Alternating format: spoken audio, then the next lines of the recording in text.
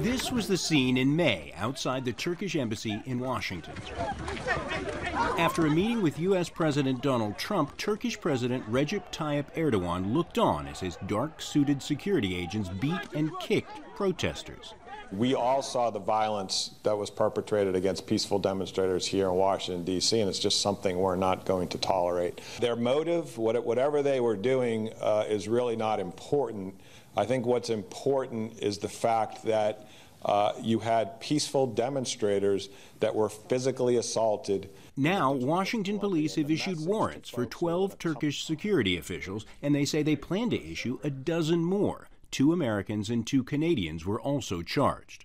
It was an affront to our values as Washingtonians and as Americans, and it was a clear assault on the First Amendment. Turkey's president was quick to condemn the move. They issued arrest warrants for 12 of my security officials.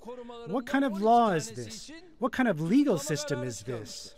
The Turkish agents have returned to Turkey, so it's unclear they will ever face charges or whether Turkey could invoke diplomatic immunity.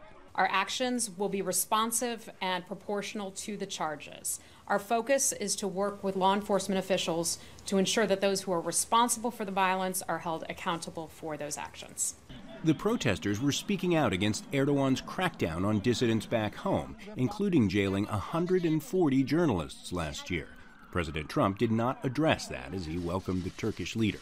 It is a great pleasure to welcome President Erdogan for his first visit to the White House. It doesn't often happen here, as news reporters and late-night comedians pointed out. The president of Turkey was visiting America, and it turns out he brought his laws with him.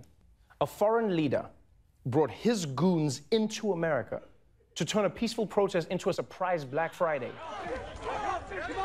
The incident is likely to further test relations between the U.S. and Turkey, already under strain over the U.S. decision to arm Kurds fighting ISIL in Syria. Hendren, Al Jazeera.